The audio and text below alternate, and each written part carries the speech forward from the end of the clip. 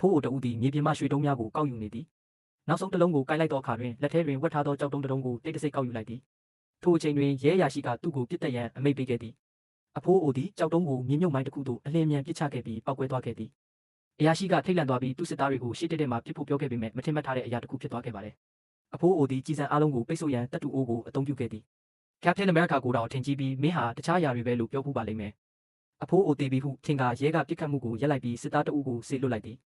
ဒါပေမဲ့စစ်သားကအနားမကပ်ခင်မှာမြေမြုပ်မိုင်းတစ်ခုပောက်ကွဲပြီးချက်ချင်းတိတ်ဆုံးသွားပါတယ်ထို့နောက်နှစ်ဖက်တပ်မှစစ်တီ2ဦးထပ်မံဆေးလွတ်ခဲ့တော့လဲအသက်မခံရမီ3စက္ကန့်ပင်မကြာခဲ့ပေသူ့မျိုးသားတွေတေးတာကိုမြင်တော့အရာရှိကအမျိုးသမီးအကျဉ်းသား2ယောက်ကိုလမ်းကြောင်းရှင်းပေးမယ်လို့မျှော်လင့်ပြီးရှေ့ကိုတိုးခိုင်းလိုက်တဲ့ထိုအချိန်တွင်အဖိုးအိုသည်ချော်လဲနေပြီဖြစ်သည်မောပန်းနွမ်းနေပြီးကျိုးပဲ့နေတဲ့ကားအောက်မှာလဲကျသွားတယ်ဒဏ်ရာတဝိုက်တွင်ခါပတ်ကျိုးကိုကျိုးဖြင့်ချီပြီးကြီးစံကိုဆေးဝါးမပါဘဲသူ့ကိုယ်သူဆွဲထုတ်ခဲ့သည်နာကျင်မှုကပြင်းထန်လွန်းတော့သူဆုံးသွားတယ်ရန်သူတပ်သားများသည်ယခုအခါလေ့ကျင့်ထားသောခွေးများနှင့်နီးကပ်လာနေပြီဖြစ်သည်အဖိုးအိုသည်ရင်းတို့ကိုကြားသောအခါနိုးလာသည်သူကရွှေတွေကိုအမြန်စုပြီးကားအောက်မှာပုံနေပြန်တယ်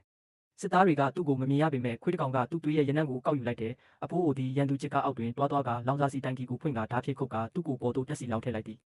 ဒါကသူ့ရနံ့ကိုဖုံးလွှမ်းမယ်လို့ထင်ခဲ့ပေမဲ့အမှားတစ်ခုပါပဲခွေးကတက်စီနှံ့ရပြီးဟောင်းတယ်စစ်သားတွေကကားကိုရပ်ပြီးအေရီးယာကိုစတင်ရှာဖွေခဲ့ပါတယ်အဖိုးအိုသည်အခွင့်ကောင်းကိုမြင်လိုက်ရသဖြင့်မျက်စီသို့ပြေးသွားတော့လဲခွေးကသူ့ကိုပြန်တွေ့လိုက်သည်စလိုက်ပါသမားကခြေထောက်ကိုပြစ်တက်ပြီးအရာရှိကသူ့ကိုအရှင်လက်လက်ဖမ်းဖို့လှမ်းអော်တယ်ခွေးကသူ့နောက်ကိုလိုက်သွားပေမဲ့အဖိုးအိုကမိချစ်ကိုအေးစစ်စစ်မိညှိပြီးသူ့ကိုသူမိရှို့တယ်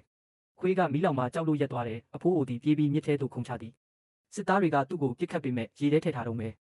လေးလံသောရွှေများတဲဆောင်လာသောကြောင့်နင်းမြုပ်ပြောက်ကွယ်သွားခဲ့သည်စစ်သားတွေကရေမကူးနိုင်လို့မလိုက်နိုင်ဘူးနိုင်ဝက်အကြာတွင်အဖိုးအိုသည်လေကိုရှူရှိုက်ရင်းပေါ်လာသည်သူ့ကောင်းပေါ်ရောက်တာနဲ့စလိုက်ပါသမားကထပ်မံပြစ်ခတ်ပြီးသွေးတွေရေထဲမှာပြန့်နှံ့သွားပါတယ်အရာရှိကရွှေတွေကိုဆယ်ယူဖို့ရေငုပ်သမားကိုဆေးလွတ်လိုက်ပါတယ်သို့တော့ရေငုပ်သမားသည်အောက်ခြေသို့ရောက်သောအခါအဖိုးအိုသည်လေချောင်းကိုဖြတ်ကာအောက်ဆီဂျင်ကိုယူခဲ့သည်တင်မောပေါ်ရှိစစ်သားတဦးသည်အဖြစ်အပျက်ကိုမြင်ပြီးထိတ်လန့်သွားသည်သို့တော်လည်းအရာရှိကနောက်ထပ်လူများကိုရေငုပ်ရန်အမိန့်ပေးခဲ့သည်သို့တော်နှစ်စက္ကန့်အတွင်းတွင်ရေသည်နီရဲလာပြန်သည်စစ်တီများတုံ့လောက်သွားကဆုတ်ခွာသွားလေတော့သည်ပယံပရာမှာသူတို့တွေကတယောက်ကစစ်သားချင်းမတော်တဆပြစ်တက်ခံရတယ်ထို့နောက်စနိုက်ပါတဦးသည်စစ်တနက်ကြီးဖြင့်စတင်ပစ်ခတ်ခဲ့သည်သို့တော်ယခုတစ်ချိန်တွင်အဖိုးအိုသည်တေဆုံးသွားသောစစ်သား၏အလောင်းကိုဒိုင်းတစ်ခုအဖြစ်အသုံးပြုကလွတ်မြောက်ခဲ့သည်အရာရှိကအားလုံးကိုထိတ်လန့်စွာကြည့်နေခဲ့တယ်အဲ့ဒီအချိန်မှာပဲအဖိုးကြီးရဲ့အိမ်မွေးခွေးလေးပြန်လာပြီးရဲအရာရှိကအကြံတစ်ခုရသွားတယ်အဖိုးအိုကိုခြေရခံရန်ခွေးကိုအသုံးပြုခဲ့သည်